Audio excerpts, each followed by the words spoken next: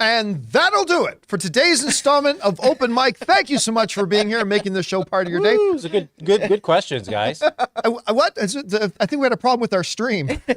Oh, maybe Game day. Oh, Game day? Was it our internet? I don't know what happened. Welcome, everybody, to Open Mic. Good to have you guys here. Of course, Open Mic is the show where the mic is open. The floor is yours. What do you guys want to talk about here? That's what we are going to do today. Hear from you. What are the topics covering all the things of movies, movie news, TV, and streaming that you guys want to talk about? That is exactly what we are going to do. I'm joined by Ray Ora. Where did you get that Paddington from? I don't know, man. We got Jonathan Boyko here. And of course, most importantly, you guys are here. So the two different ways that we take questions. Number one, you can send in a question using our tip link. If you're not watching live and you're watching this, 3 o'clock in the morning in St. Louis, you can still send in a question for the next Open Mic by going to streamelements.com/JohnCampea/tip. We've got a whole bunch of those today we're going to get through. But if you are watching live and you've got a topic or question, the Super Chats are open. You can send in a question via Super Chat. And as long as you've sent in your tip link question or your Super Chat question, and if those questions and topics are appropriate to be addressed on our show, nothing about testicular fortitude and different types of things you like to do, then we will address it here on the show. So that's what we're going to do. So let's not waste any time. Normally I've got like a little preamble, but we're going to skip the preamble. We got a lot of questions today. So let's just get right to it. What is up first? All right. We got Haley Brownkin. Wow, what an amazing week for me. Today is my 23rd birthday. Yay, Happy birthday. Happy birthday. Yes, Ray, I'm available. No. Coming from Haley, not me. My Vegas Golden Knights won the Stanley Cup. Yay. Last night I saw Flash, and now my number 5 favorite movie, and I'm seeing Elemental and Blackening tonight. That's a good day. That's Ann and I. We wanted to go. We tried to go To the Blackening? to Oh, Vegas the Knights. Golden Knights. Oh, they go, yeah. The Vegas Golden Knights. The game that they were going to clinch. You know how much tickets were? How much? 5,000. Did I tell you? What's that? 5,000? Very close. $6,000. Wow. $6,000 I for a like ticket. the Golden Knights. I like the colors. And while I have never been to a Stanley Cup final game in my life, and I really wanted to go to a Stanley Cup final game, do you know it was going to be cheaper to get tickets if they had won that game, if Florida had won that game? It would have been cheaper to buy tickets Florida? in Florida because the tickets were $1,000 each. It's Vegas, To- baby. Book a hotel and airfare, and it still probably would have been, between Ann and I together, still would have been about $2,000 or $3,000 cheaper to do it that way, to go see a game. But we were hoping we could just drive down to Vegas and go see a game, but we did not get a chance to. They really killed that team, too, huh? Oh, they beat the living crap out of the Like, I into saw the some final of the game. scores, and I was like, were they even playing? No, Ann and I were off doing some stuff, and then when we got to the restaurant to watch the game, It was already over? it was like 7-1 or something like They that. It's like, really okay, ran this through game's the whole over. league, huh? Yeah, it was already pretty much over. It was Wow, crazy. All right, congratulations. happy birthday, Haley. Happy birthday. Hey, like. All right, what's next? Bravo Nixon writes, John and Ray, would you both be interested in it if it was announced that a horror version of the Lorax was being made? The Lorax? Yeah, I don't know. They've kind of done the Pooh, Blood and Honey. They did the Grinch murder thing. They did. I think the novelty's played out. So no, I probably wouldn't be interested in it myself. Unless they do the little worm that was on Sesame Street, the one that Oscar the Grouch would play with. You remember those little worms? I do not remember the worms. Okay, never mind. Doesn't matter. All right, what's next? Freddie Suelo writes, dang, I'll be 30 when Avatar 5 is supposedly supposed to be coming out in 2031. How old are you guys going to be when it comes out? Wow. I'll be older than 30. We'll I'll put be it dead that way. probably. I got to do the math. But Zoe Saldana, do you see her comments about it? She found out about the delay of the movies through a reporter. Oh, and she was like, hell no? And they said, because what year did they say? 2031? 20, yeah. Was going to be the last. And she said, oh, I'm going to be 52 when that movie comes out.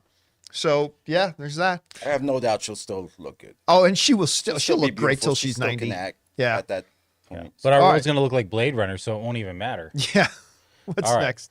Flipper McGee writes, do you guys know how early CinemaCon tickets usually go on sale? I really want to go this year. I think you mean next year. And it seems like every year you have to have a blast going there. Oh, yeah. Have an absolute blast going, 100%. I have heard they are going to get stricter on who can buy tickets next year. I mean, they already have a rule in place that you somehow, some way have to be working in the industry to buy tickets, but they've been kind of loose on enforcing those rules. So really, almost anybody, if you're willing to pay the $1,300 for a ticket, you could get a ticket to go. But I've been told that they're going to start cracking down on that a little bit harder. Like when you go to sign up for your ticket, they're actually going to, they do already ask for the organization you're with, but now they're actually going to look into the organization you're with. So, but theoretically, I don't know. I usually buy my tickets about a month before CinemaCon happens. But I don't know when they go on sale. Probably you're looking somewhere around December. I think they'll probably go on sale, I'm guessing. And you gave it some time. I remember when you were thinking about it, they're already up for sale, I think, and then you made the decision a little bit. Yeah, because it's April, right? So it's not anything Yeah, you need to rush for. Like it's not like a no. It's not like a San Diego Comic-Con. It's not like Comic-Con where you got to get your tickets And you immediately. can take your time getting lodging there. There's nothing but lodging there. So Yeah, that's one of the reasons why they need to move Comic-Con to Las Vegas. Because you can't possibly fill all the hotels in Vegas. It's impossible. Plus, they got the NHL champs there now. That's right. All right, what's next? All right, Dwarfer UK writes, 1, if they do a live-action movie of Zelda, it should be like Conan Red Sonja. 2, have you seen Red Dwarf, UK version, not the Yankee version? And 3, Blue Beetle is an Iron Man knockoff. We answer one question at a time. So we'll start with the Blue Beetle thing. Not really. I mean, theoretically speaking, the Blue Beetle scarab is, theoretically speaking, a lot different than Iron Man suit. Now, you know me. I am very annoyed by the fact that everything in the MCU now is an Iron Man suit. Spider-Man has an Iron Man suit. The Dora Milaje have Iron Man suits. Ironheart now has an Iron Man suit. Like everybody has Iron Man suits. I tell you, like from the very first Iron Man, it was all mechanical. It seemed like he had to do everything. By the end, it seemed like things were morphing just when he he would call for it. It would just magically appear on his suit. But I will say though, like if you not talking about Jaime Reyes, but if you go to the Ted Kord is more similar to Tony Stark because Ted Kord is a big industrialist, super rich, all that kind of stuff. I would say though that Blue Beetle is more like Guyver. Do you guys remember the Guyver? It's more like Guyver than it is like Iron Man. But when you go to the Ted Kord one, there's more similarities there, yeah. I really missed the mechanical Iron Man when he was So in do the I. shop. He was in the shop, man. All right, what's next? Anonymous writes, Andy Muschietti is making the Brave and the Bold movie. He said Ezra Miller is his only Flash. I think it will be back as Flash, and I've seen the post-credit scene to the Flash. Soft reboot for sure. Do you think Ezra is out? I have a hard time believing it. 1,000% Ezra's out. I've been telling you that for ages. He's out. He's not coming back. Ezra will not be back. I've been saying that forever, and there's no way that James Gunn was going to be dumb enough to bring back Ezra Miller. And it's not a soft reboot. This is going to be a lot harder of a reboot than people think. I saw the post-credit scene. I didn't see anything in it that told me like, oh, this is continuing. Yeah, I mean, the last cameo in the movie, and we obviously can't go into spoilers right here, but the last cameo in the movie before the credits start is 100% confirmation that Ezra's not going to be back. That universe is gone, and it's going to be basically a hard reboot. So we'll see. Listen, I say that as somebody who loved the movie. I loved The Flash. I thought it was great, but yeah, Ezra's done. Ezra's done. All right, what's next? James G. UK writes, hey, John and crew, I saw The Flash on the weekend, and I thought it was excellent. It's my favorite film of the year. My top 5 films are The Flash, Guardians 3, Spider-Man, Across the Spider-Verse, John Wick, Dungeons and Dragons. What are your 5? Wow, that's a good list. I mean, by far right now, and it has been a great year for movies. I'm going to do, as we're getting to the halfway point of the year at the end of this month, I'm going to do like my top 10 of the year so far. Been some great movies this year, but like head and shoulders far above everything else is Spider-Man Across the Spider-Verse for me. Way ahead of everything else. But yeah, Dungeons and Dragons, that is the most underappreciated movie this year. I still have to see it. It's so fun. It's streaming now. I'm gonna. Yeah, it's streaming now. Paramount Plus. It's not going to win any Oscars, right? It's not. It may not even end up in my top 5 movies of the year list or anything like that. But it's just a delightful, fun movie that I've been waiting for a Dungeons and Dragons movie to enjoy for a very long time. All right, what's next? Anonymous writes, hi, John. Ray should host a podcast called Chef Pleasure. His opening line could be "Welcome to Chef Pleasure, where we pleasure ourselves by talking about food." This is kind of a joke question, but I would watch that podcast. Don't laugh. My business guy, he has asked me many times, why can't we get Ray to do a podcast? I'm being dead serious. Thinks we should get a separate podcast with Ray. And I keep telling him, you don't understand. It took me 7 years just to get Ray to agree to appear once in a while on video. I would never be able to get him to do his own podcast. I don't know how that would sound if I'm pleasuring myself while making something. Yeah, that's. Oh, now we're going to talk about. Am I thinking too much about this? Carne asada tacos. Oh, it's going to sound like that South Park episode. Cream fraiche. No, whatever. Fraiche. Oh, yeah, baby. Baste that turkey, baby. Well, the Murdoch Mystery has a two-parter here and says, "Hey, crew. Took my dad to see Transformers since he hadn't seen a movie in theaters in a very long time. Our best guess is his last time going for himself was Phantom Menace a year before. Wow. He loved the experience. We're hoping this kicks off a father-daughter tradition going to the movie theater. He already wants to see Indiana Jones, Mission Impossible, Oppenheimer, and even Barbie, and drag my mom along. Thanks to your show, I started seeing more movies, and now my dad's on the ride now, too." Yes to all those. Somebody wrote in the other day, said something along those lines. And I honestly, the highest compliment one of our viewers can give us is to say, you made me love going to movies more. I love that. I mean, that's the best thing, right? For me, as somebody who does a show like this, to have people say, hey, because we listen to your show, it's made me want to go to the movies more. That's the best. Like I can say, done, let's turn off the cameras, go home. We've done our job for the day. Like, I just feel good about that. So that is awesome. And the fact that you did it with your dad, I think is awesome. One of my absolute favorite things when on the rare occasion I get to actually go up home to Canada, is to take my parents to go see a movie. It's like my favorite thing to do when I go up there. So that is awesome. Thank you for sharing that. And I hope that's the start of a great new tradition for you guys. And yes to all those movies you just mentioned you're thinking about going to. Just check them all out. Yeah, I mean, I've been to a few movies with my mom over the years, but I've never been to a movie. I was thinking about this question. I've never gone to a movie theater with my dad. Yeah, me either. And I don't have that chance he was always just like, it'll be on TV. I'll wait for streaming before streaming was ever invented. Yeah. All right, what's next? Tack writes, "I only grow to appreciate The Flash more with each rewatch. 3 so far. Nice. There's so many little details and moments I now notice, like the Looney Tunes screensaver, or how the song Barry's mom has on the radio is about a woman stabbed by a thug. I didn't realize that. Great film." I didn't notice that either, as a matter of fact. See, I like questions like that. Oh, murder's funny. Yeah, I have seen the film twice now. Yep. And I liked it more the second time. I found the third act a little more scattered than I did the first time, but overall, I enjoyed Flash even more the second time. I think it's just a wonderful movie. Trust me, that second time, I was looking for stuff. Like, I was purposely looking for things that people were writing about and complaining about, just so I could put myself like where, I was more, I don't know how to critical. Critical. But yeah, true story. Walking in, Ray and I park, get out of the car, and we're walking in the theater. And he says to me as we're walking in the theater, I'm paraphrasing a little bit, but he says to me as we're walking in, man, with the people we've heard from that didn't like the movie, I don't know, man. Now I'm rethinking what I feel. I'm going to be looking for this stuff in the movie now. And then as we're walking out, I turned to him, I said, so what do you think about the second time around? He goes, I don't care what people say, man. That movie's great. It is. It's a great movie. It's just such a shame that all the other stuff was going on. Yep. And, blame Ezra. Yeah. Blame Ezra. Yep. And the fact that everything else in the DC has failed. Yeah. All right, what's next? Dwarfer UK is back. What I meant was Blue Beetle is an Iron Man Ant-Man knockoff. PS Flash was great, 9 out of 10. Wow. Yeah, again, like I said, I really do find him to be more of a Guyver thing.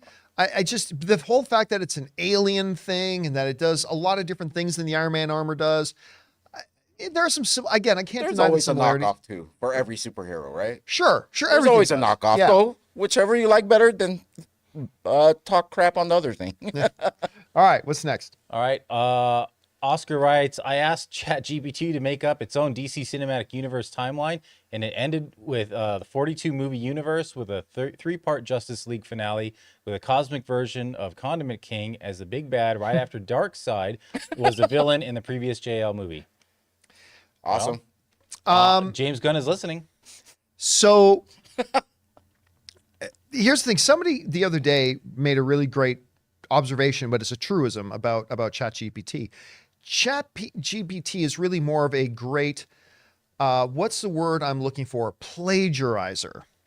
So what ChatGPT, it doesn't actually just create all that from scratch. It kind of does a quick look around the web. And puts everything and together. then it kind of assembles it in a way it thinks you're asking a question. So that means other people out there have written that. Right. And so, I mean, still, it is kind of funny, some of the stuff that it'll come up with sometimes. So that's what I do then. That's what you do. That's what I've been doing. Well, I've been on The Office. He's like, sounds a lot like what I've been doing when they're doing like the check fraud. All right, what's next? Baked Orc writes, one of three, my man John, Always Sunny in Philadelphia, has been on for 18 years now and is my favorite comedy movie or TV of all time. I do think the first 3 seasons are great, but I do agree with another one of your listeners that around 4 is where they really figured everything out. I remember them mentioning on Always Sunny podcast, which is awesome, by the way, that FX wanted them to do the show in a way that you could jump in at any time, and I certainly would agree with that. That is true. The later show with episode 1 someday. Actually, scroll up higher. Oh yeah, sorry, it's up here. Okay, so hang on. The later seasons do have more character jokes and other jokes that I would recommend watching earlier seasons for them to fully land. However, knowing this, would you still prefer to start the show at episode 1 someday? You all make my day better. Thanks. I'm not going to lie. Do it, John. I don't know that I'm ever going to watch it. You'll make his day better, bro. It is true, though. It's sort of like South Park. You can just jump into an episode. And Really? It's just at being, what is it, 17 seasons, 18 seasons? Yeah. You'll just get a kick out of the characters. Just jump in and watch a random episode once in a while. All right. So I just finished my West Wing rewatch. Yeah. Which, yeah, I got to reorganize my top 3 greatest television shows in history, because one of them is going to have to, one of my top 3 shows in television history is going to have to get bumped out, because I got to put West Wing in there. And you know what? I now believe that West Wing is the best series finale episode ever. Wow. I have forever said that the series finale episode of Star Trek The Next Generation, which is an episode called All Good Things, I've said forever that that's the greatest series finale ever, but I actually think West Wing's finale is the greatest series finale ever. But at any rate, now I got to go do Superman and Lois. So I got to get caught up on Superman and Lois. And maybe then I'll look into Always Sunny in Philadelphia. It's on Hulu, right? I think so. Yeah. You're asking me? Because You it's look at FX. me. It's FX, right? Look at Yeah, Jonathan. FX. Okay, so that'll be on Hulu. I think one of my favorites to this day is the Rumham episode. This is great. You can just jump in anywhere. All right. Hey, guys, we got more questions to get to. But before we do, we're going to take a quick second here and thank one of the sponsors of this episode, our friends at Rocket Money. Guys, we want to thank a sponsor of this video, Rocket Money. The average person has around 12 paid subscriptions. Think about that. If you think you're only subscribed to a handful of services, you might want to double check. With Rocket Money, you can quickly identify and cancel all of your unwanted subscriptions. Rocket Money, formerly known as Truebill, is a personal finance app that finds and cancels your unwanted subscriptions, monitor your spending, and helps you lower your bills all in one place. Rocket Money will quickly and easily identify your subscriptions for you so you can stop paying for the ones you don't want and don't even use. Simply find the subscription you don't want and press cancel, and Rocket Money will cancel it for you. No more long hold times with customer service or tedious emailing back and forth. Rocket Money makes canceling subscriptions as easy as the click of a button. My wife Ann and I moved out of Burbank 2 years ago, and one of the first things I discovered when I loaded up Rocket Money was that I was still paying for a gym membership I haven't even been to in Burbank in 2 years. So stop throwing away your money. Cancel unwanted subscriptions and manage your expenses the easy way by going to rocketmoney.com/Campea. That's rocketmoney.com/Campea. rocketmoney.com/Campea. And thank you to our friends at Rocket Money for sponsoring this episode. All right, guys, with that down, let's get back into it. What's up here next? Baked Orc is back. Hey, John, big Transformers fan like yourself. Rise of the Beast has now made over 100 million domestically and 275 internationally. More people are going to see this movie than The Flash so far, and it has a higher audience score of 91% on Rotten Tomatoes. Could this convince you to do a spoiler discussion on Rise of the Beast? Thanks, and bring on the filthy. No. If I'm going to do a spoiler discussion, it'll be within the first 4 days of a movie coming out. By the way, how much has it made? Now, when you said I'm gonna 275, look that up. you said, say, remember, international probably- is not worldwide. So North American, international combined, that means worldwide. So how much is it made? Yeah, I'm bringing it up right here. I'm just wondering. So worldwide is 278. Okay, so international, it's 100, 174. 100 and something. Okay, so worldwide, yeah. Again, that's not great. That's not great. No. No, actually, that's a total flop. That's a big flop Yeah, it's only 104 domestic.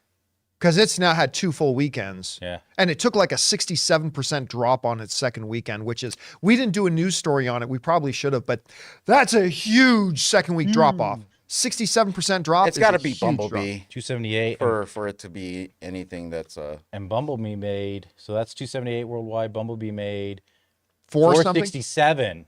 Yeah. I mean, that's Lifetime. I get it, but They should have done Bumblebee too. I mean, I like the movie. I like this movie. I agree with but you. they should have done Bumblebee too. yeah, is stayed what in they that should have done. plane. All right, what's next? all right. Baked Dork just says, sorry, my questions got out of order. I pre-wrote them like you suggested, but there was an error on the website and I didn't catch it in time. Thanks for taking the time to read my questions. Sending good vibes to you and the entire crew. I think we got it all in a pretty good order. Yeah, so You no did a worry good about it, but job. thank you for clearing that up. Appreciate that. Yeah, and you could call John if we made a mistake. Yeah, give that's you his right. number. Jonathan. Oh, shoot. Not John. Oh, Jonathan. yeah, never mind. You said All right. 3 a.m. Anytime. Anytime. What's next? All right, Garden Variety Vagabond. John, I'm also bringing Superman and Lois, and am blown away by the writing. Superman at his most vulnerable, such great stories and dialogue. Again, I can only speak for the first like 10 episodes. And because I really enjoyed the first 10 episodes. I thought they were a creative new way to look at Superman. I really enjoyed it. And then in episode 11, Diggle showed up. And not that I didn't like the Diggle character in the CW. I did very, very much. But it's just that having Diggle showed up was like, oh, now all I see this is as the Arrowverse Superman. And now I don't want to watch it. And I didn't watch it anymore. If there's someone out there who could make a cut where they cut out one of the sons, the emo son, throughout the whole thing, I'll watch it. he The kind of whole becomes a thing. pretty major part of the show. I know. That's right, like what's saying if they cut out that one annoying guy from For All Mankind, you'll love the show. All right, what's next? All right, well, we have a semi-celebrity here, Haley Steinfeld's husband, right? Oh, wow. Oh, dang. Yeah, I didn't. Damn it, Campy. I tried the Dang. cream of mushroom pasta and it was amazing. Damn right. Better than the mozzarella sticks with sour cream. Well, that's not hard to beat. Well, the mozzarella and sour cream, I had that again just a couple nights ago. Of course you did. So delicious. Oh, yeah. I had mozzarella sticks. Yeah, at but you didn't have Flash. sour cream. But they were fine. They were Oh, fine. okay. They were good. This guy But- got like 3 of them, and then he's like complaining now. What just word kidding. I'm came just out of my kidding. mouth I'm that just sounded like a I'm complaint? just kidding. You know what? AMC, you're all right on the mozzarella sticks. They did a fine job They on the give mozzarella sticks. a They pretty just good need amount. to serve sour cream with it instead of marinara because that's the way to go. I'm telling you, man, next time, make sure you melt some butter on the noodles first. Melt some of that butter, some of that delicious butter on there. Just waiting for John to say that butter Hold on a again. Maybe you should do the Chef Oh, Pleasures podcast. oh, hey guys. Hold on a second, breaking news. Uh-oh. I don't. You can't really. Oh, I can read that. Yeah. Read it on my watch. Just got my press screening invite to Ruby Gilman, Teenage Kraken. Dude, you get a +1? I Take Ray. no. You Family- will too. Look at your face. I don't go to press screenings anymore. Oh yeah, you don't. No, I don't. Until you realize. Hard to believe I'd skip this one though. Yeah. The next question, you'll get this press screening. Who wins this? All right, press what's screening? next? Link writes, I'm happy to report Extraction 2 is a very I good doubt movie. that. I doubt. No. Ryan said it's really good. I talked to 2 people. They say it's really good. Uh-huh. They really like it. Wow. Liked it more than The Flash. Ryan also masturbates in the 7-Eleven. So Oh. I don't know why I said that. That's a strange place. I wonder Really if but afraid it that might be a works. true story. if Matt is watching this right now, you know he's calling Ryan right now to tell him what I said. I have no idea why I said that. They found out. They found out. They found out. What if that was true? New place. New place.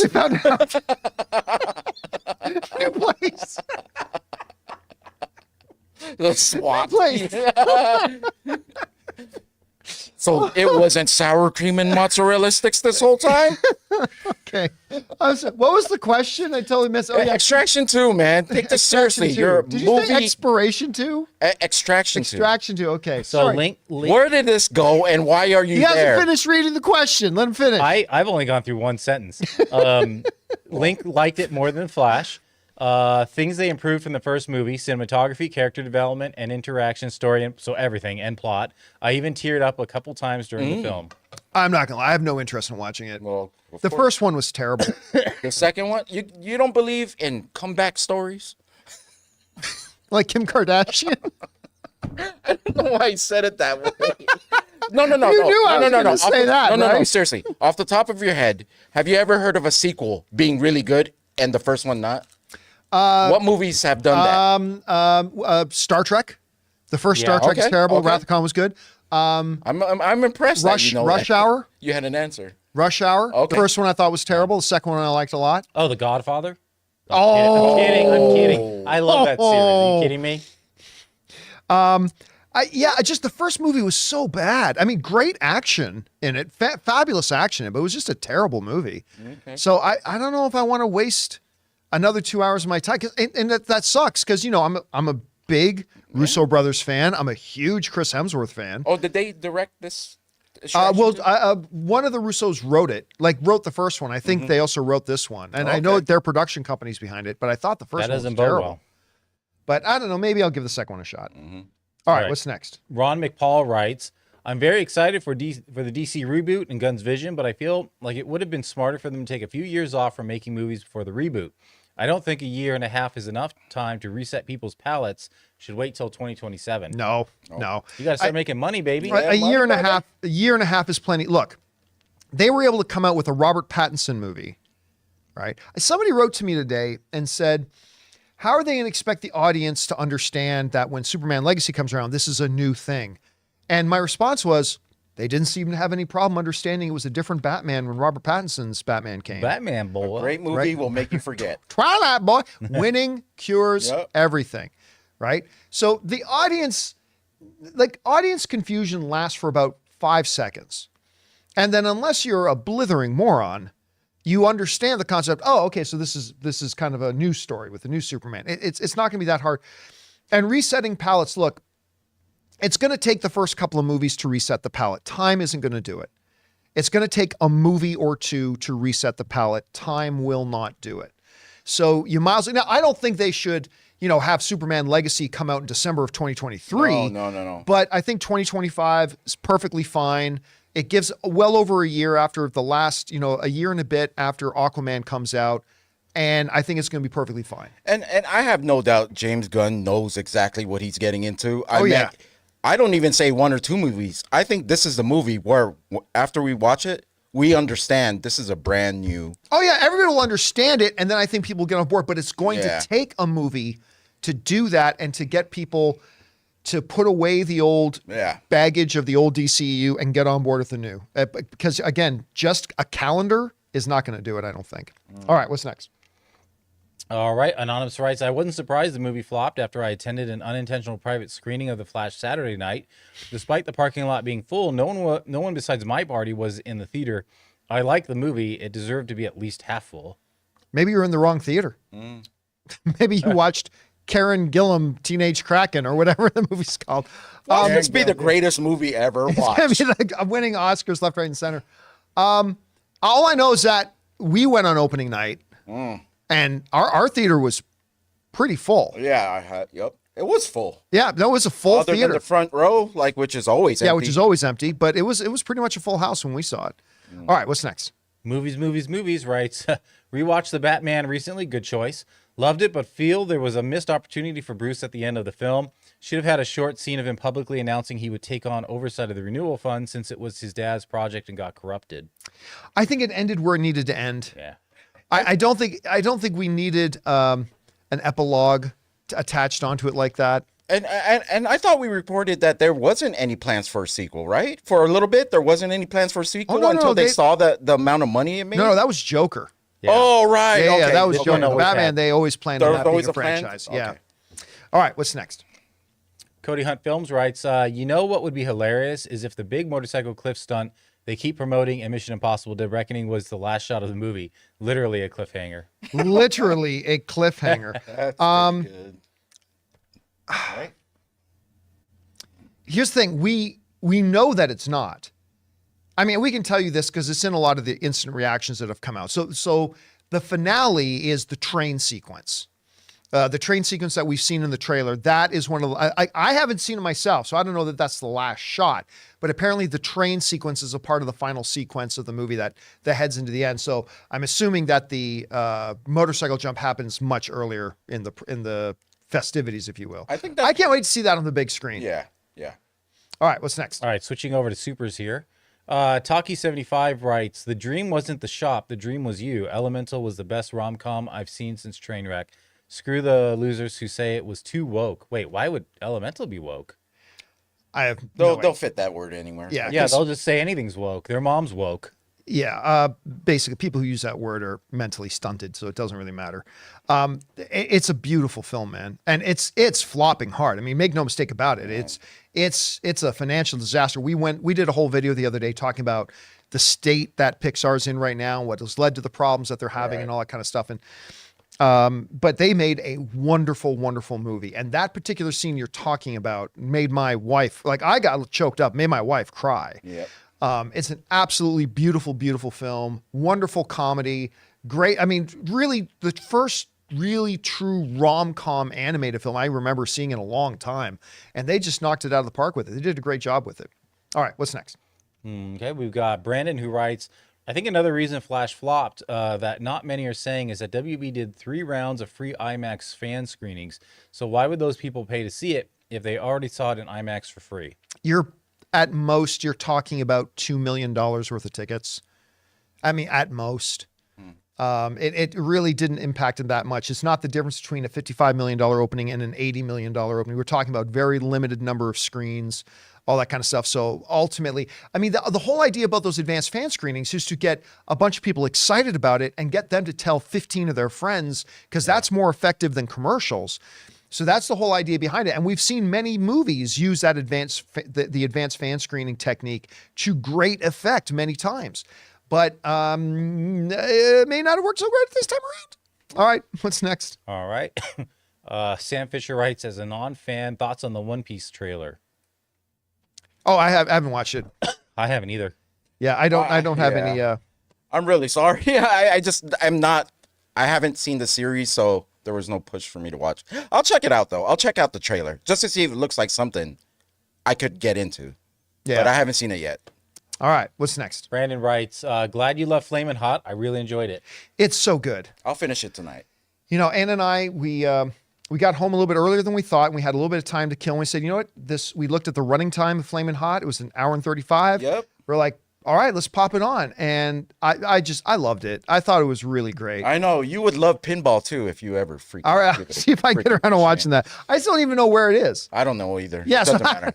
All right, what's next? Just All right. Bobby Jackson writes, hi, John. When it comes to comic book movies, do you know why comic book writers are not generally tapped for story ideas or as story consultants, since they know the property pretty well? I think Knowing the property is irrelevant. Yeah. That's a completely irrelevant thing. You're trying to come up with a great story for the movie. Knowing the property to some great history, whatever, is irrelevant. And the reality is, a lot of times when they're writing these movies, they do take a lot of inspiration from a number of stories from those characters' histories. Like even Matt Reeves' The Batman, he cited like 5 different Batman stories that they drew influence from in putting their thing together.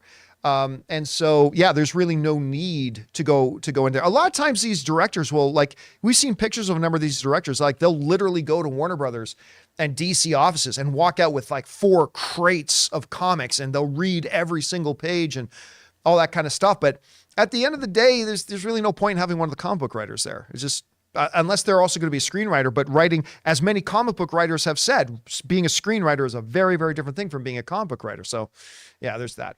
All right, what's next? So this just dropped. This is Hollywood Reporter. Marvel Studios skipping Comic-Con's Hall H this year.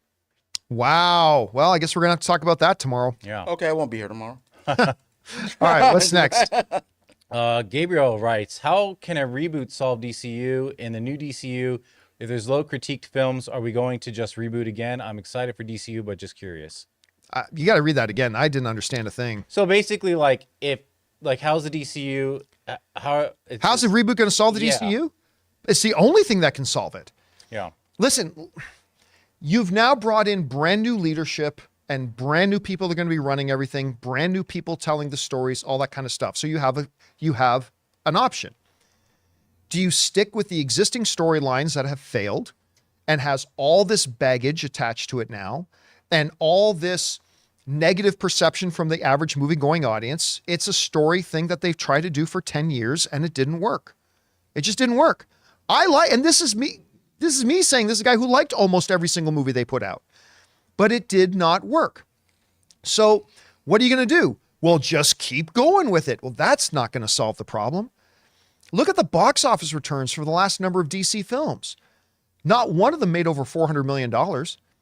Only one of them, or one or two of them, made over $300 million. It's an embarrassment. The general movie-going audience has given up on DC, and they gave up on them a long time ago. So you have a choice. Do we just keep going with everything that we've always done? Or do we say, look, that clearly didn't work. Let's end it and let's start fresh. And they started fresh. And, a lot of people could say the same thing. Well, like when they decided they were going to do the Tom Holland Spider-Man and end the Andrew Garfield, because, The Amazing Spider-Man left a bad taste in a lot of people's mouths. So they had a choice. Do we keep going with it or do we start again? They started again and look at the effect. The Tom Holland Spider-Man's beloved. And let's face it, like the reasons why they're rebooting, they've already made the decision. They are rebooting. I want to get into what happens if this reboot produces the same numbers. Is it DC? Do they think about selling That's kind of DC, or they try again, or do they keep trying until that they was hit? His point. What if these flop? Do they reboot again? But remember, we're possible talking scenario. about 10 years, right? This isn't like they put out one movie and go, oh, that didn't work, reboot. It was 10 years they let this thing try. So what do you think happens? Let's say if they go on and it's just the numbers are the same. They just can't seem to find. They won't be. But let's say, well, are you a studio company that keeps trying over and over? Then that's the same thing as asking, what if the next 7 Marvel movies all make under $300 million? So they'll just keep going. No, I mean, if they're going to give it more than 1 or 2 movies. Right. Let's say, yeah. But I've been telling people the first Superman movie is going to lose money because it's still dealing with, it's got to win back the audience, right? They just had 10 years of chasing the audience away. So not everything is going to be fixed magically overnight with one movie. They're going to need to make Superman Legacy come out. They're going to need to make it awesome. It needs to be great. It has to be good for me and to it's get still on it. going to lose money, and that's okay. Because what it's going to do is it's going to be like Spider-Man Into the Spider-Verse, right? Nobody was interested in the Spider-Man Into the Spider-Verse animated movie, but the people who saw it loved it. And word of mouth spread. Then the sequel came out, made $120 million opening weekend. That's going to be the brand new DC. James Gunn has to make a unbelievably great Superman Legacy movie. A lot of people are going to be hesitant about going to see it because they've been burned by DC for 10 years. And that's fine. But the idea is that everybody sees it, and those that do see it love it. So that by the time the next DC movie comes out after that, they have started to rehabilitate the image of DC. And that's really the name of the game right now for this reboot. It's rehabilitation. The image of DC is dog shit right now. It just is. The Flash can't make money. Shazam made under $150 million, the worst flop in the history of comic book movies. A movie with The Rock couldn't make more than the 300s in millions.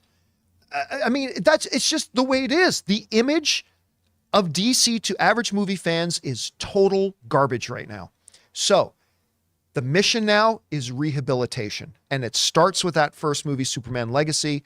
Then it'll follow up with the next one. And they've got to get a couple in a row that are really good, get that positive momentum, rehabilitate that image, get the fans back on board. And then they'll be rocking and rolling. But if they go 7 films in a row, and none of them crack $600 million.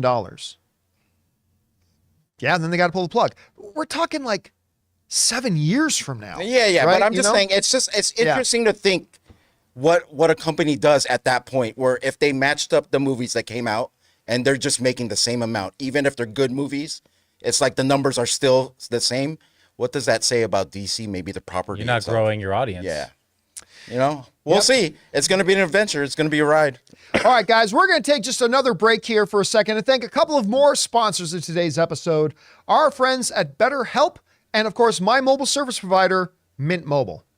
Guys, we want to thank a sponsor of this video, BetterHelp. Getting to know yourself can be a lifelong process, especially because we're always growing and changing. Think about it. The person you were 5 years ago is not the exact person that you are today. Therapy is all about deepening your self-awareness and understanding, because sometimes we don't know what we want or why we react the way that we do until we talk things through. BetterHelp connects you with a licensed therapist who can take you on that journey of self-discovery from wherever you are. And guys, striving for better mental health is something we should all aspire to. I've talked about this before, but when somebody goes to the gym, we applaud them for getting out there to improve their physical health. Well, it's about time that we start looking at mental health the same way, not just by encouraging the people around us to look into therapy, but by also taking the step to take care of our own mental health as well. So listen, if you're thinking of starting therapy, give BetterHelp a try. It's entirely online, designed to be convenient, flexible, and suited to your schedule. Just fill out a short questionnaire to get matched with a licensed therapist, and you can switch therapists at any time for no additional charge. So discover your potential with BetterHelp. Visit betterhelp.com/Campea today to get 10% off your first month. That's BetterHelp, HELP.com/Campea. We want to thank a sponsor of this video, Mint Mobile. From the gas pump to the grocery store, your utility bills and favorite streaming services, inflation is everywhere. Seriously, make it stop. Thankfully, there's one company out there that's giving you a much needed break. It's Mint Mobile. As the first company to sell premium wireless service online only, Mint Mobile lets you order from home and save a ton with phone plans starting at just $15 a month. You guys know that ever since I switched to Mint Mobile, I've been saving almost 70% a month over my old phone plan. For people looking for extra savings this year, Mint Mobile offers premium wireless for just $15 a month. By going online only and eliminating the traditional cost of retail, Mint Mobile passes the significant savings on to you. All of their plans come with unlimited talk and text plus high-speed data delivered on the nation's largest 5G network. Use your own phone with any Mint Mobile plan and keep your same phone number along with all your existing contacts. Switch to Mint Mobile and get premium wireless service starting at just $15 a month. To get your new wireless plan for just $15 a month and get the plan shipped to your door for free, go to mintmobile.com/Campea. That's mintmobile.com/Campea. Cut your wireless bill to $15 a month at mintmobile.com/Campea. And thank you to our friends at BetterHelp and Mint Mobile for sponsoring this episode. All right, that down, guys. Let's keep things going here. What do we got up next? Sam Fisher has a two-parter. As an ATLA fan, the pics look like set photos. I'm underwhelmed. I don't like the color they chose for the arrow and the costume. Costumes look sort of cheap and oversaturated. I feel like we have to see it in both in motion and color graded correctly. I'll be honest with you, I have no idea what we're That's talking Avatar: The Last Airbender. Oh, okay. Oh, I think the pictures look fan-fucking-tastic. I think they look absolutely wonderful. Now, that doesn't mean the show's going to be any good. It just means the pictures are fantastic. But the pictures look incredible. I love what I'm seeing there. I just wanted to see one thing, and they didn't have a picture of Appa. Mappa. Yeah, Mappa. you want to see Appa. I call him not Mappa because he Mappa. looks like a big mop. All right. All right, what's next? Guys, as a reminder, please don't write in acronyms. All right, thanks. What's next? Gabriel writes, very excited for upcoming DCU, but thought the visual aesthetic of Snyderverse looks so cool. Is it possible for Gunn to make a new and improved aesthetic that sets it apart from the old DCU? That's what he's doing. I think he has to. Listen, one of the big critiques of Snyder's, even amongst some of the people like me who really liked Man of Steel and others, one of the big common critiques was people did not like his color palette. It was desaturated. It was very gray, very desaturated. A lot of people were very upset by it. I was not upset by it. me I either. mean, it could have looked better. I liked all the costumes too. The modern Yeah, I like take the on costumes, but as far as the aesthetic goes, I mean, I think just about anything James Gunn. I mean, you look at what he did with the aesthetic of Suicide Squad and the aesthetic of Guardians of the Galaxy and all that kind of stuff. Even the posters. It's definitely going to be brighter. It's going to be definitely more colorful. At least for the ones that he directs, Right. which, in this case, Superman Legacy. So we'll see. Yeah, and he goes into it in that Inside of You interview. He said they've already chosen like the aesthetic, and it had to be completely different. Yeah. And according to him, this is promoting it, but it's unlike any other aesthetic used for Superman. So we'll see about that. Oh, All right. That's They're interesting. actually not going to have the cameras on. But yeah, Totally different. oh yeah, no Exactly. cape, You got to close your eyes and imagine it. All right. What's he's next? invisible. All right, body paint. Body paint. Speaking of body paint, Bader Jedi Master here at 7-Eleven. I watched Elemental for a second time on Father's Day and just realized that the ending was perfectly fitting for that day. Oh, yeah, it was. There is a beautiful ending to this movie. That's a moment between the father and the daughter. That is just absolutely. Yeah, I felt some of that at CinemaCon already. Oh, the ending. I wish I could tell you what it is, but it is so beautiful that once again I got choked up and Ann started tearing up. Yeah, it's a beautiful, definitely. beautiful, beautiful ending. I can Absolutely love it. There's emotions conveyed in this movie. That sounds woke. Yeah. What's next? Richard K. writes, I love the Craven trailer, but couldn't get over the fact that he has powers and has an American accent instead of his normal accent. That's kind of funny, though. It is true. He's a Russian, like he's Russian by nationality, but he was raised in the U.S. who has an American accent, but he's a British actor. For all we know, the mother, who we did not see in the trailer, Yeah. could have been British, and he could have gotten his accent from her. Mm. I mean, whatever. But remember, even in the comics, Craven, let's say, was heightened, right? With the magical elixirs and whatnot. He was heightened. But whatever. Look, I've always said before, I will always say, the number one job of a movie maker and a filmmaker is not to be as faithful as possible to the source material. That's not their job. Their job is to make the best movie possible. And oftentimes, what works in one medium does not necessarily work in another medium. Like just because something kind of works on a comic book page does not necessarily mean that'll work on a movie screen. And they are often two very, very different things. And so I chuckled at some of the big differences, but at the same time, I'm like, well, that's not a deal breaker for me because I just want them to tell the best story they can. And if that is involved with the story they're telling, and if it's good, great. And if it's bad, it's bad. But if it's bad, it won't be because they didn't stick to the comic book. It'll be bad because it's bad. So we'll see. All right, what's next? All right. Richard K. writes, I heard they're talking about a live-action Miles Morales movie. I'd love to see Jaden Smith as Miles. Your thoughts? And Will Smith could play Jefferson Davis. No, I don't do X actor and X role. I think the Jaden Smith window is come and gone, to be honest with you. No, I've got no interest in that. We that differ. What's We that? differ, right? We differ on the live action thing. You think they shouldn't touch it. I right? think they shouldn't touch it. I don't think they will touch And it. I would welcome one.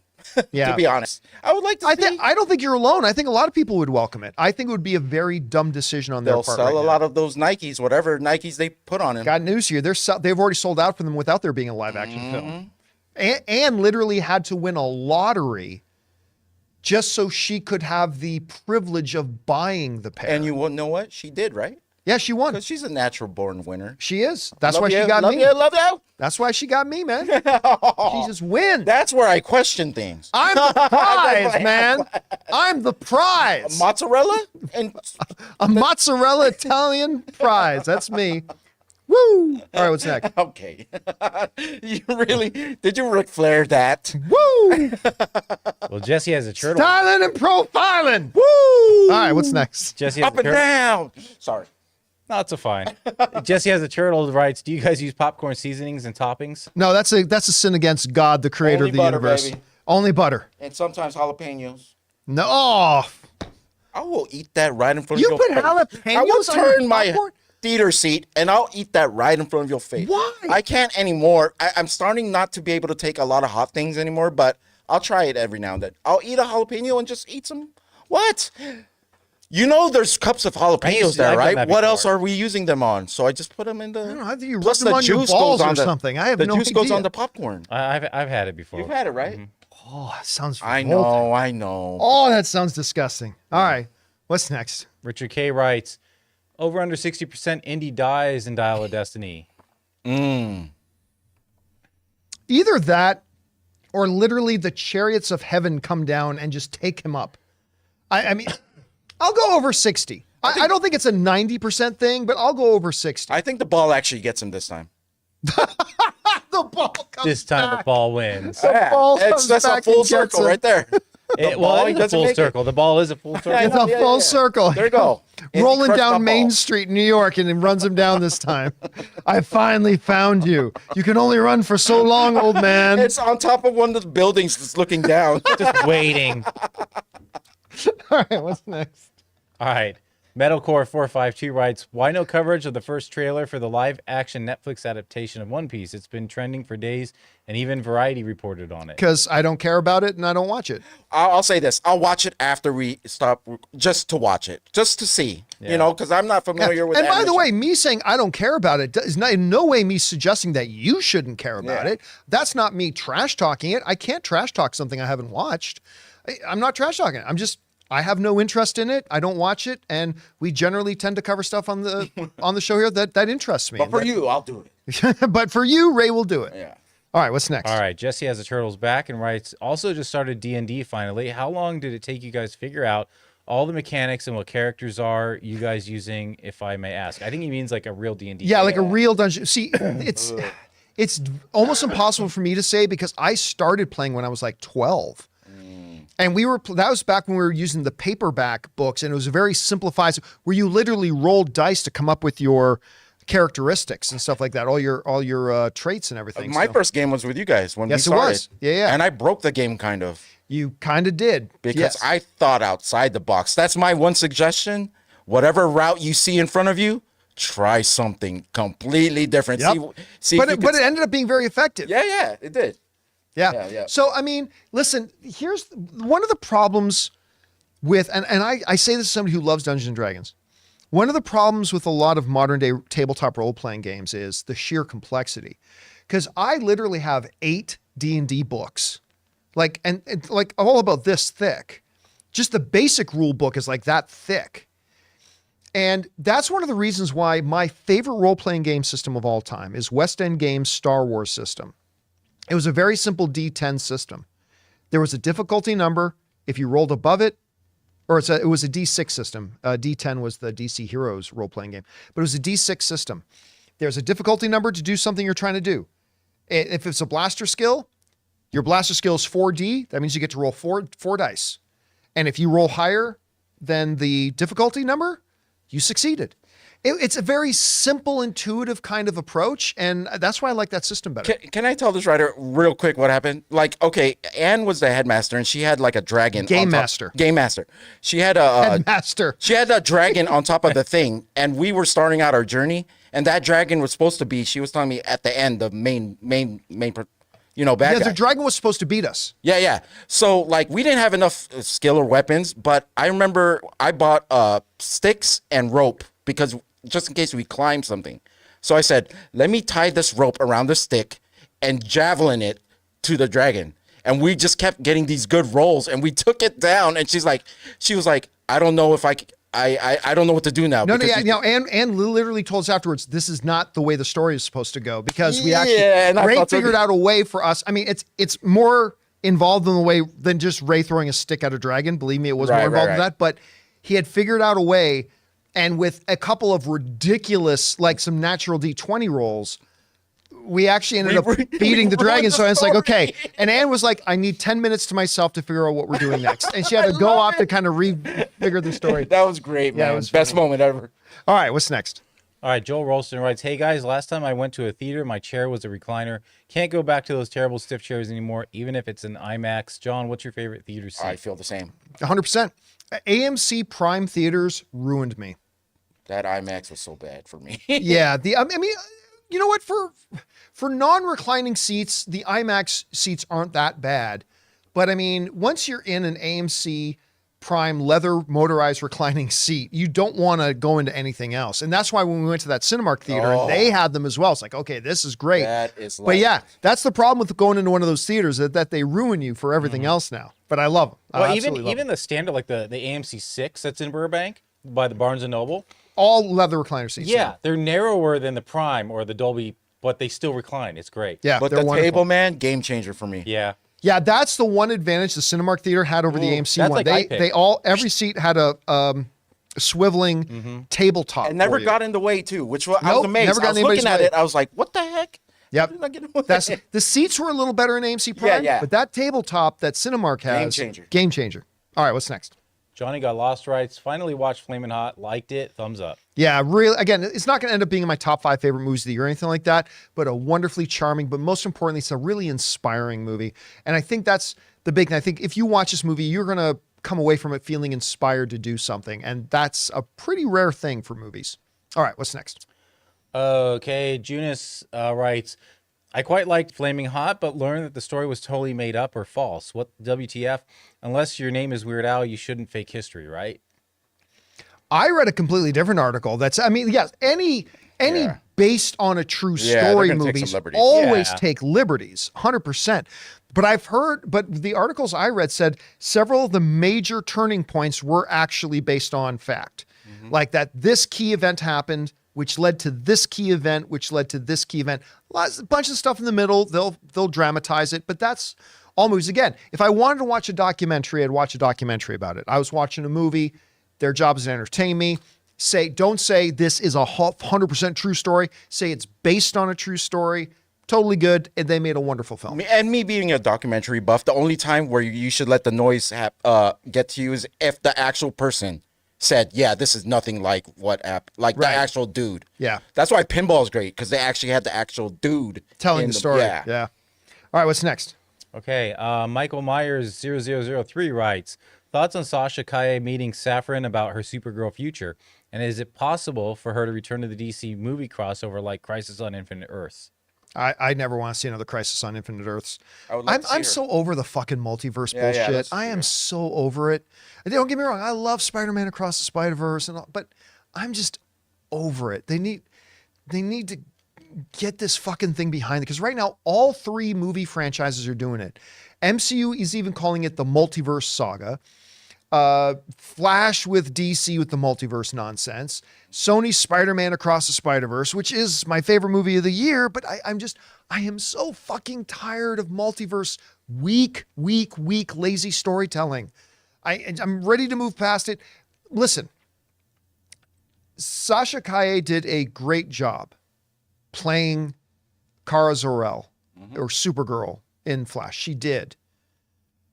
And they very well could decide to bring her back. They could.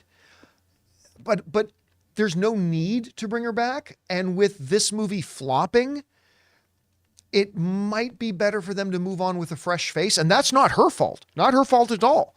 But the circumstances might be that it would be better for them to move on with a fresh face, considering the floppage of this movie, and maybe just move on with a fresh face. So that's my thought. All right, what's next? Bobby Jackson writes, bummed to hear Marvel Studios won't be in Hall H this year, according to The Hollywood Reporter. So do you think we'll get Fantastic Four casting news?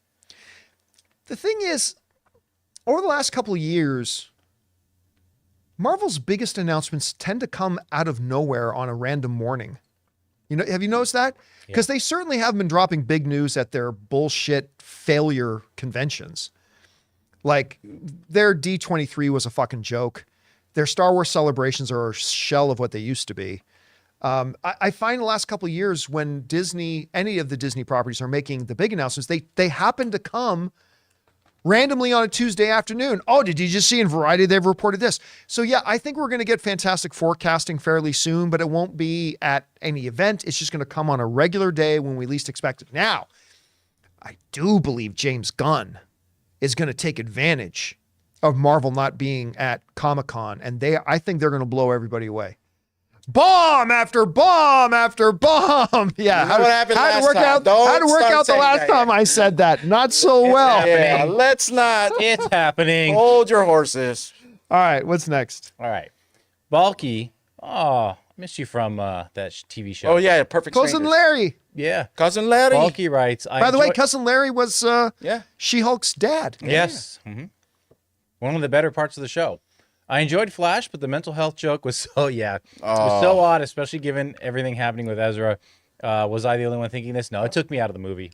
I actually I didn't, didn't even notice it. What? No. Remember after? When he caught all the babies and everything, she was screaming. He's like, I suggest you seek post-traumatic stress, like mental really? health. And I'm just like, ooh, yeah, that I didn't catch that the first time. It was a great joke. It It was a great bit. joke, but coming from him, what we know, we're like, oh. Yeah, but remember that scene was filmed before all the garbage, Yeah, I know. Yeah, right? yeah. But I'm saying it now. It's like I people- thought it worked really well. It worked for it, but I didn't even think about it. As somebody who bitches and complains about the ridiculous behavior of Ezra Miller over the past couple of years, even I thought that was okay. I thought that was perfectly I laughed. You but were I laughed concentrating on for babies. the opposite reason of why you laughed. All right, what's next? King Daddy Goat writes, Marvel skipping Comic-Con this year? Well, it's apparently so. Apparently so. We'll talk about it more on the channel tomorrow. All right, what's next? Gabriel Enrique writes, what do you think about Vanessa Kirby as Sue Storm? All I care about is, are you getting talented actors to play roles? Vanessa Kirby's talented. If she does get the role, I'd be perfectly happy with her. But there are 20 other people who could get the role that I'd be perfectly happy with too. All I care about is, are you getting talented performers? All right, what's next? Okay, Wild Beast with a $20 super chat. Oh, thank you, Wild Beast. Hey guys, my question is, do you think resetting the DCU and having James Gunn lead it would actually make a difference? It seems to me that the general public dislikes the WBDC brand so much that it won't make a difference. It'll 100,000% make a difference. It'll absolutely make a difference. But it's going to take rehabilitation. It's going to take a beat. You have to end what you were doing, because everything they'd done for the last 10 years, none of it worked. You could make an argument that the only two things that truly worked was Wonder Woman and Aquaman. I mean, Batman versus Superman made over $800 million, but that movie should have been a contender for $2 billion. And it just didn't do it. So it'll 1,000% make a difference. The only way to make a difference is to end the stuff that you're doing, say that is all done and finished. And now it's time to rehabilitate the image of DC with a brand new clean slate and move forward from there. Start by making excellent movies. And that's the way you do it. I mean, they did it with Spider-Man. They'll do it here. They got the best guy. They got the best guy. It's kind, but the way I see it, kind of a little bit, is Apple taking a swing at VR. They got the best company, to try to make something work, and that's James Gunn and DC. That's the way I kind of see it. It might not turn out like the way the Apple Vision Pro or Pro Vision is going to. It might be, he might succeed, but because we're all saying that thing's not gonna, Apple Vision Pro is going to fall on his face. But they got the best choice, I think, right now. I agree, 100%. They got the best guy on the planet. They need to to kill it though on promoting these films. When it starts to come out, they really got to get that machine going. Oh yeah, 100%. But again, it's we're about 2 years away, so but they will. All right, what's next? And then Fangblaze71 writes, why do you think Cap 4 got pushed back and Deadpool 3 got moved up? I personally think that the MCU is rethinking their entire strategy right now. I really do. And I think Deadpool can get moved up because I think that movie is going to be the most disconnected from the overall MCU out of anything else. And they're already in production. I think that is the most disconnected from all the, like with everything in the MCU, one thing connects to another, connects to another, connects to another. I think that the new Deadpool movie is going to be at most very loosely connected to other things, and therefore they could move it up. It doesn't have to fall in a particular order like other things in the MCU have to come out in a particular order. So that's why I think they were able to do that. Have you thought about the nickname they've given Deadpool 3? Remember it was like Tidal Wave or something like that? Yeah. I mean, Have you thought about more about that? That was like a production Yeah, it's a name. production name. That's not actually going to be the name of the movie. Oh, so those production names a never happen? lot of times they'll give a code production name to something. Okay, so it might not even happen. And sometimes there'll be a little hidden meaning in it, which is why we talked about it when that news first came out. Yeah. But not all the time. Sometimes it's just words to be a placeholder. So like when the crew is showing up at a location to shoot, they'll see a sign that says Tidal Wave Production. They'll know, oh, that's ours. That's our Deadpool thing. But a lot of times it doesn't have any meaning, but sometimes it does. You know what a tidal wave does, right? if you have a land with a bunch of people on it, tidal wave does, it Washes cleans it people. all off.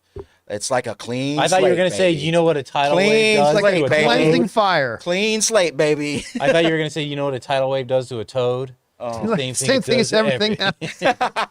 All right, was that it? Yeah. All right, guys, and that'll do it for today's installment of Open Mic. Thank you so much for being here and joining us here today, guys. This was fun. Yeah. Thank you, especially to all you guys who sent in the tip questions and the super chats. Number one, because you gave us great, interesting things to talk about. But number two, you supported our channel as you did it, and all of us involved with the show. Thank you guys so very much for your support. Don't forget, guys, couple things that we do these live stream here on the channel, but we have a podcast that we do every day called the John Campea Show podcast. We do put up the audio version of it on YouTube, but the better listening experience is by going and subscribing to it on your favorite podcasting app of choice, either right there on Apple Podcasts or also on Spotify. By the way, we also put up a video version of it on Spotify to kind of give you a little bit more incentive to go and sign up for the podcast or whatever your favorite podcasting app of choice is. Also want to remind you guys that we put out an almost daily newsletter giving you guys announcements, a rundown of the topics we're going to be covering on the channel and the podcast that day, plus some little insight being given from me. And that goes right to your inbox almost every morning. Look in the description of this video and you'll see a link to where you can go and subscribe to it today, and go and subscribe to that. Totally free. Go and stay connected. So for Ray Ora, Jonathan Voico, my name's John Campea, and until next time, my friends, bye-bye.